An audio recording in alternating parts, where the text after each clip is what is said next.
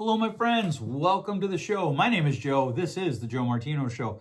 Today, I want to talk to you about how do we foster emotional maturity in ourselves, in our children, in our friends. Last week, I talked about why emotional feelings are a bad metric for how well a conversation went. This week, I want to talk about how do we actually live out kind of a sentence I said last week where feelings are data, our emotions are data, they're not directives.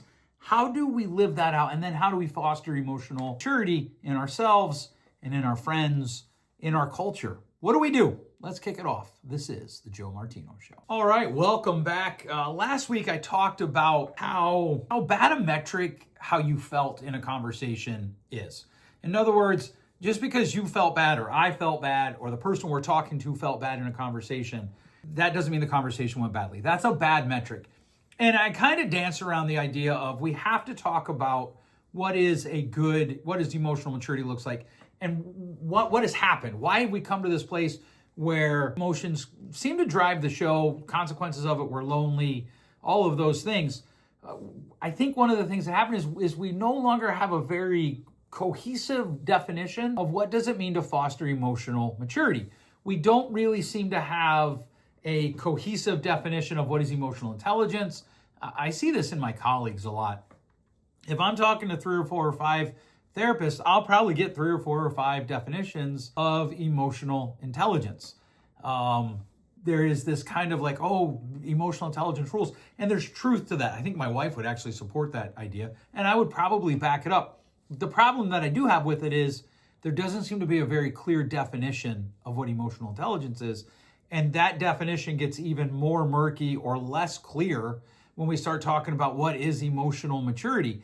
And part of that is we've had a cultural shift, a cultural swing, generations that have come before us. We accuse them of saying, ignore your feelings. Maybe that's true. Maybe it isn't. I don't know. I think it's often easy to look at the generations that isn't ours and accuse them of things that are really just our way of making sense of what we can see, which is often disparate pieces of information. There's an ancient writer who said that only fools look at the old times and say, why aren't days today as good as they used to be? And why do only fools look at other generations and judge them? And I don't want to be a fool, so I'm going to try to not do that and at the same time make observations. But today we've kind of gotten to obey your feelings. And again, that's probably overstating it. I don't know that anybody would outright say obey your feelings. But if you notice the last few weeks, we started out, why does accountability feel like an attack? Why does accountability, someone calling me to question, feel like they're attacking me often? Then we talked about why is it such a bad metric to say how you felt is the thing that determines whether or not the conversation was good. And then today we're talking about what does it mean to foster emotional maturity? And one of the things that happens in that is we have to be able to step back and say, where do I have a disconnect between what I say and what I do? Where do I have a disconnect between what I say I believe and what my behaviors actually communicate? When we can get there, we start to develop what is emotional maturity without having yet defined it. So let's go ahead and define it. Let's just start with a definition, and then we're going to kick off how do we foster it. Emotional maturity is the ability to experience strong emotions without being controlled by them, to have all the big emotions and bring harm to no one. It's the ability to take responsibility for your internal world and to choose responses aligned with your values rather than your impulses. In other words, it's the ability to feel whatever you feel and still act in accordance with what you believe. When you can do that, emotional maturity is feeling deeply without reacting automatically. There's a pause built in. There is a moment of reflection built in. And responding with intention rather than instinct. It's actually responding rather than just reacting. And when we can do this, that's emotional maturity. And then the question becomes, how do we foster that? Well, before I answer that question of how do you foster it, let's talk for a minute about why it's so difficult. And part of that is because our body is just designed to act on automatics, right? I once had a mentor tell me that there's 3 levels of reasoning or thinking and then acting. The first one is reflection or reactive. You just do it. You don't really think it through. The second one is reflective. And then the third one is moral reasoning. Whenever I'm working this through with clients, I always draw a line between 2 and 3 because moral reasoning is probably the most subjective. There are people that engage in activities that they would call moral, that I would not. They're right, and that's just the way it goes. Reactive is you just do it. You don't think it through. Reflective is you think through the why. If we can focus on those two first and ask ourselves, what does my moral reasoning look like in reflective responses or reflective reasonings, that becomes a response. And that response done enough times becomes a reaction. And this is one of the things that I think people who respond with anger the most, one of the things that they don't think through, especially in family systems, is when your natural response is to just kind of lose your mind, what happens is not only do you become white noise to everybody in your family at some point, you condition your kids to become adults who the minute they hear any intensity at all, they shut down. They either shut down or they explode. There's not a whole lot of in between, and because that becomes their automatic response. And one of the hardest parts of fostering emotional maturity in our lives is the reality that we often will have to first unlearn certain responses. We are going to have to first decide what are the responses that we need to change? What are the responses that we need to alter? What are the responses that we need to move in a different direction? And that is one of the first difficult things about fostering emotional maturity is how do we do that? Because our emotions trigger urgency in our body. Our brain will often trigger something and our body will react before we even evaluate it. And so one of the ways that we do foster this emotional maturity is we have to purposely build in that pause. So let's talk about this for a minute. How do we build in that pause? Most of the time, what we need to do is we actually need to create a physical response that our brain uses as a trigger to slow everything down. So when my kids were young and I would yell too much, one of the things that I would try to do is I would try to cross my right arm over to my left elbow and put my left hand on my cheek so that became a trigger to slow down any physical response, whether it was verbal or yelling or anything like that. I never actually hit my kids, so that would be the only physical response. What I mean here by a physical response is something that my body does.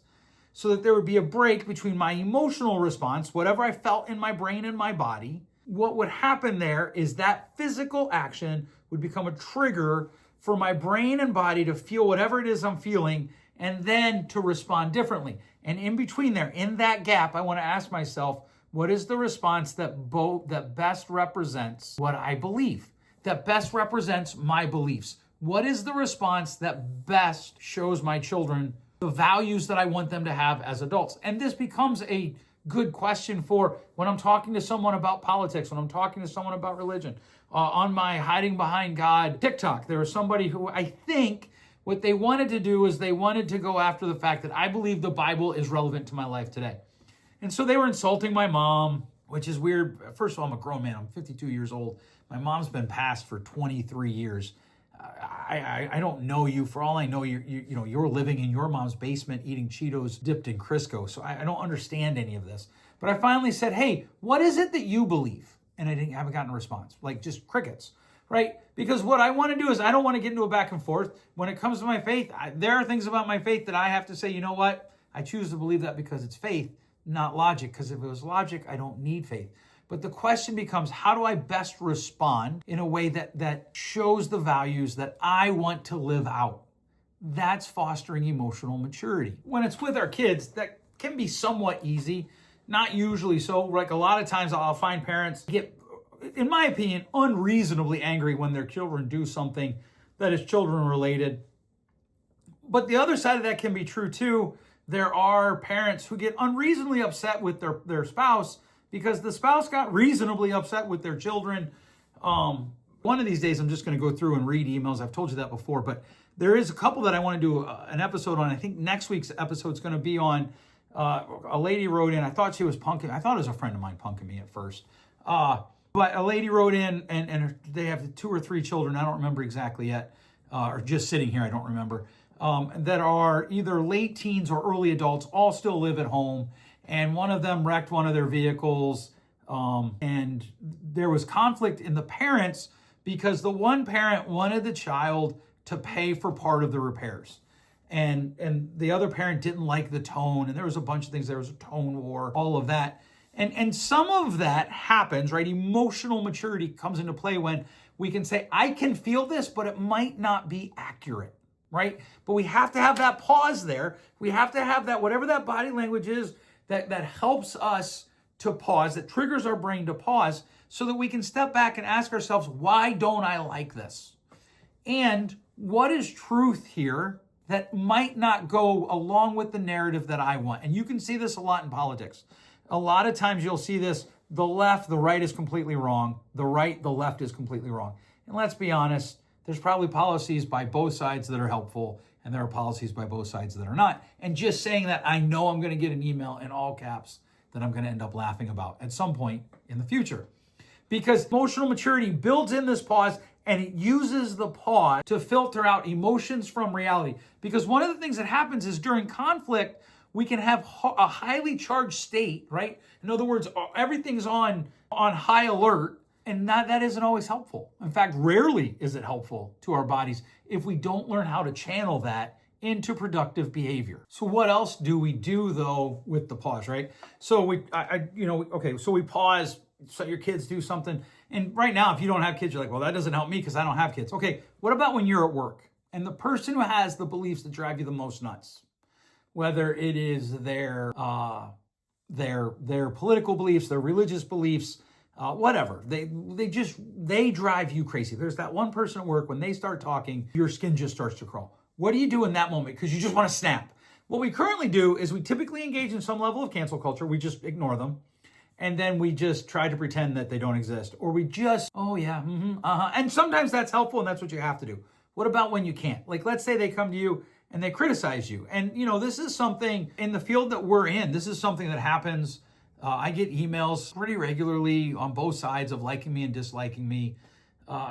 Probably more that like the podcast. But the ones that don't like the podcast, they don't like me and they want me to know it, which I always find interesting because they don't know me, but except through this. And there are people that don't like me, I'm too with this or too that, right? You have to deal with that. And then there are reviews online about our business that are not accurate. They're not honest. Part of our business, when I owned the company, we took care of people medicinally. We took care of their medicinal needs for psychiatric needs. My wife owns the company. She's still continuing that. And a lot of times there are complaints out there, well, I didn't get my medicine from them. Yeah, because you dropped dirty on a drug test and you can't have your prescription with that drug in your system because it'll kill you. Or, yeah, because you got the prescription last Tuesday, it was supposed to last you 3 months, and you don't have it anymore. And this, however many times you lost it. Like, there are strict ATF laws around, or not ATF, DEA laws around what we can and can't do. I don't do any of that, but we have employees that do that. Or my wife has employees do it, since I'm technically one of her employees.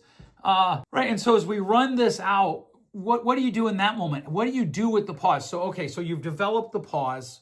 You've come up with this way to pause, but it's not your children. Maybe you don't have children. It's not even your spouse. It's criticism. And you just feel it in the back of your head. Maybe you grew up with a highly critical parent, and so your brain got wired that all criticism is attack.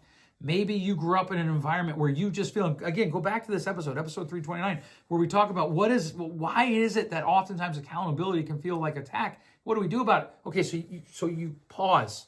You do something, right? I'll put my hands to my cheek, whatever you need to do to slow things down. At that moment, you got to make the most out of this pause. And one of the things that you do in that moment is then you start to ask yourself, is there truth in this feedback?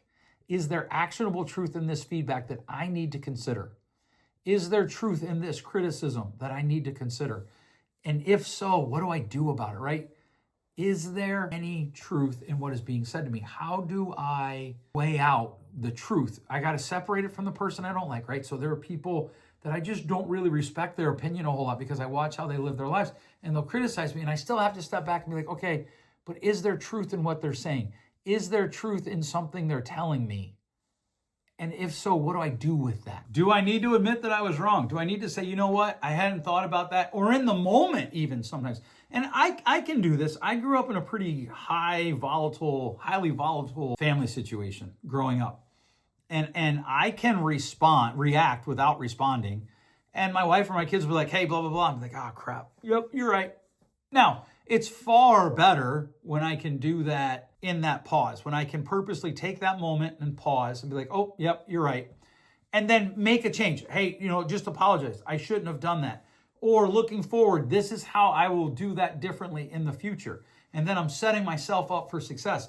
You utilize the pause to slow everything down. Because here's the thing, there is a difference between feeling the emotion and responding with it. There's just a huge difference between experiencing emotion, feeling the emotion, and responding with it. And so when I hear criticism, to be honest with you, when it's stuff about my podcast, which I do for free, like if you could see this, I have 2 lights that I bought on Amazon. I have my phone that I record it for the YouTube. I have a Audacity, which is a free podcasting software. Like it's all pretty low budget. And I just do it because if I help 25 more people than I can see in my room, it's worth it. And so when people kind of come with force, I typically laugh at it. But there are people, I've gotten some emails where people are like, hey, you said this, have you thought about this? And I have to stop and think and be like, yeah, this is where the phrase, be curious, not judgmental comes in. Now, I do think that there is some danger in how we've weaponized that. But the truth is, just because something got weaponized doesn't mean we shouldn't still use it as a viable tool, right? Like a hammer can be weaponized, but it's still a viable tool to use to do constructive things. And so in this moment, what we want to ask ourselves is, do I need to apologize? Is there truth in what they're saying? Do I need to apologize? What do I need to change moving forward? And that's when we're dealing with somebody come and talk to us. What about when they're not necessarily talking to us? Maybe we observe it, maybe we hear them, right? What do we do there? Well, we still want to pause. Everything today, when we talk about fostering emotional maturity, is going to be feel the feeling and respond in a way that is productive. Respond in a way that brings harm to no one, right? Like emotional maturity is being able to have the big feelings and still act in a way that's true to our values. So, right, like that bring harm to no one, that could actually be a misnomer for emotional maturity. And I'm going to explain to you why that could be a misnomer for emotional maturity. Because like, let's just say that I am walking out of the grocery store and I see someone assaulting someone else. Stepping in there and stopping that person, maybe a guy's beating his wife. Stepping in there and stopping him, I could end up harming him. And that could bring harm to him. And I could still know why I did it, and it could still be emotionally mature. It could still be true to my values. I'm interfering with him harming someone. I have stepped in between someone hitting their children before, and that person got arrested. That was through my job. I was working at my job at the time, but still, right, like that was part of it. And so there is this thing, you can feel all the feelings, but the question is when you have to answer the why did you do what you do, you don't want to have to say, I don't know. Emotional maturity is being able to say, I did this, and here's why, because it was thought out. It was something that was beneficial. I had a belief. Like there are times I tell people, just because I say nothing makes you angry, and I've gone on about this in numerous episodes, nothing makes you angry doesn't mean that there aren't things that happen that being angry about is wrong, right? I get angry. I read a lot of child abuse data. I read a lot of child sexual assault data. I hear a lot of stories. I work with a lot of law enforcement officials in various capacities where I just hear a lot of stuff. And I hear about guys that get off. That's probably the wrong turn of the phrase there. They don't go to jail. They get off of the sentence. They don't get convicted. And I feel anger. And every time I come back to, that is actually anger that is justified. It is what my religious friends would call righteous anger. And again, there's a difference between feeling the anger and responding to it. I watched a very provocative TV show where a child sexual assault criminal who had served his time, got out, moved into an apartment building, and was then assaulted by someone in the apartment building. And essentially, the TV show was a round panel discussing, was the person who assaulted the criminal, the convicted and served his time criminal, correct? And I'm not here to get into that today, but essentially most of the arguments were emotional arguments that happened on that roundtable discussion. And I would argue that if it's an emotional argument, we're probably not engaging in emotional maturity. But just having the emotion doesn't mean that you're not engaging in emotional maturity. It's responding in a way that is appropriate. So we've gone through a couple examples here. We've talked about what do we do when like it's our kids or our spouse and we're talking to them. Then what happens when someone's talking to us? What do we do when we're interacting with coworkers? Somebody perhaps is doing a conversation at work that we don't want to hear about. What happens when they do something that we've talked to them many times about, we've asked them not to? Maybe it's a violation of a work policy, and they keep doing it and it's creating more work for you. I'm trying to be somewhat vanilla in my illustrations. which is one of the things I get a lot of my hate email that I get is about that I don't specifically use examples that are more close to home.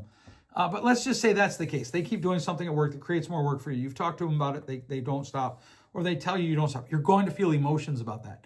But you want to use the pause between feeling your emotions and how you respond to make sure that your response is appropriate. And maybe that response is you go to HR. Maybe that response is you go to your boss or their boss, if it's not the same boss. And you go through proper channels of communication to see if that behavior can be corrected. And you're still going to feel the emotions. That is emotional maturity. Okay, now we're going to kind of move into a little bit more nuanced conversation about this. What do we do when it's something that we can't quite put our finger on what is happening? And so you'll see this a lot with adults around you, right? How do we do this? Well, one of the first things that I haven't spent a lot of time so far in this episode about is naming the emotion. Our first step is we want to name the emotion, name the feeling, name the emotion. What's going on inside of you? I feel angry. This is one of the reasons, and I say this every time I talk about emotions. I hate the phrase, that makes me angry, or that makes me anxious. Maybe you feel anxious. I feel anxious. Like right now, it's winter. Maybe you're getting snowed in the week that you're listening to this. Maybe there's ice, right? I feel anxious. Okay, so we want to name that first. Then we want to ask ourselves, why do I feel anxious? Why do I feel angry? Why do I feel whatever it is that I'm feeling? And is that pointing to something? In other words, is it because I'm afraid of loss, right? So like if you're snowed in and you feel anxious because you have to drive to work, maybe you're afraid that you're going to die in a car wreck or you're going to get hurt. Or maybe you're not afraid of that because you're like, I'll drive slow, people around me drive slow. But if I get in a wreck, I can't afford to replace my car. If I get whatever it is, like if you feel angry, and you'll see this a lot of times. I was at a coffee shop one time and a guy knocked his coffee onto his laptop keyboard. And I mean, he swore those were invectives that were somewhat impressive. But clearly, the anger was covering up the fact that he was terrified that he just ruined his computer. It was a very nice computer. He was just cussing, right? So what was he feeling? He was feeling angry. We could nuance that a little bit. He was also afraid because he was afraid that he was going to have to go out and drop, according to him, $5,000 on his computer. It cost him $5,000. I don't know if it actually cost him $5,000, but that's what he told me. I have no reason to not believe him, right? What we want to do is we want to ask ourselves, is there something that this emotion is pointing to? Where is it coming from? And what is it pointing to? That's really what we're chasing down here. What is it coming from? And then we have to check that against reality. Am I really in danger? Now, in that guy's case, yeah, I don't know. His computer could have been ruined. I've never seen him since then, so I don't know. I don't go to that coffee shop a lot, but I don't know. Maybe he did ruin his computer, and that would be expensive to fix, right? But there are things we have to, is this against, especially when you're talking about relationships, and maybe somebody went and did something, and you feel angry about it, but what you really feel is hurt, because you feel like they rejected you. But did they reject you? Maybe, I don't know, but you have to run that out. What emotional maturity, we put a pause between feeling and doing so that we can check reality for what's going on. Because maybe you're not actually in danger. Maybe there isn't any threat there. Maybe your nervous system was fired that way or wired that way, and it's not accurate, and you need to do the hard work of rewiring it into a way that serves you more productively. Let's say you have a surgery coming up and you feel anxious about it, and you have to stop and ask, okay, what do I feel? I feel anxious about the surgery. Well, why do you feel anxious? Well, I could die. Okay, but how likely is it that you're going to die? Well, I don't know, right? That, to me, I'll be honest with you, that's always a weird question, because even if it's 1%, like eventually I have to have knee surgery, and I don't know what the percentage is of people who die from knee surgery. I know a guy who had a knee surgery and died 4 days later. So even if it's 1 in 100 million, that won't comfort me if I'm the 1 in the 100 million, right? And so I have to run out, where does this come from? And then the really hard question comes, regardless of what I'm feeling, what is the type of person that I want to be in this situation? What kind of person do I want to be in this moment, feeling whatever it is that I'm feeling? Emotionally mature people do this as a response, as a reaction, It's just snap your fingers. Whatever I'm feeling, who do I want to be in this moment? What kind of person do I want to be? Feelings inform the decision for sure, right? But they don't make it. Emotionally mature people, they recognize that they have emotions, but they don't let them make the decision. So what does this sound like in real life? That's I think a fair question. Emotionally mature language will often sound something like maybe a few of these quotes. I feel angry, so I'm not responding right now. Right now, I'm angry. I'm angry with you, and I need time to step back from this. I need 25 minutes to calm down, 2 hours to calm down. Now, there's a danger in this one because, and I hear this a lot, I do a lot of couples counseling, and what people do is they don't ever want to deal with the topic, so they say, I need a break, and what they really mean is, I'm not interested in ever talking about this. I don't mean that. That's not emotionally mature. I feel anxious, but I'm still going to show up, right? Like, we're not going to die. Yeah, I feel anxious, but I'm still going to do it. I'm scared to climb this ladder, but I'm still going to do it. I think I might fail at this, but I'm still going to try. That's emotionally mature language. I feel relief when I consider quitting, right? Like, I actually feel like, oh man, I'm kind of tempted to quit here. That's how I would typically say to myself, man, I am tempted to quit, and I understand why, but I'm going to keep going. Or if I'm going to stop, it's not because I'm scared, it's because, and I have a better reason. That's emotionally mature language. We always want to acknowledge our feelings. We don't want to obey them. We always want to recognize, yep, this is what I'm feeling, and I'm still going to do whatever I need to do, right? And this is, if you've ever had a leader that's emotionally immature, this happens all the time. To my teacher friends, I think one of the biggest legitimate beefs with the modern teaching movement is too many of you do not develop emotional maturity. My counselor friends, I'm a part of too many groups where people just go on rants and raves, and then somebody's like, yeah, but, and then they lose their mind.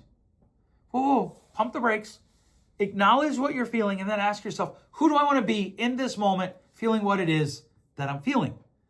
This is emotionally mature language. And what it does, remember, every time we do something, our brain rewires itself to do it faster the next time. So every time you use this type of language, every time you use a statement like this, you're wiring your brain to do it faster so that your response becomes your reaction. And I'll just close with this. Our emotions are not the enemy. I think that's the thing that we can rightly say from observing the generations that came before us. It seems like they treated their emotions as the enemy. It seems like they taught us to treat our emotions as the enemy. They're not the enemy, but they're also not the authority, nor are they reality, right? They're not the enemy, but they're also not necessarily our friend. They can be teachers. They can certainly be informants. I actually think that by and large, they're just informants. They inform us about what's going on inside of us. And sometimes they inform us about something that maybe we haven't resolved, right? Like you might see something and it's a little too close to what you grew up with, and what you grew up with is very painful. And so you react in a way faster than you understand it. And that's okay, but we want to feel our emotions. We want to listen to what they're saying, but then we have to choose wisely. So sometimes when you're scared, the correct response is to move away from whatever it is that's scaring you.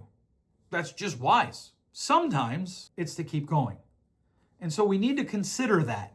That's emotional maturity. Experience the feelings, live with them, understand them. But we want to be in a place where we create a capacity to feel something strongly and still choose wisely.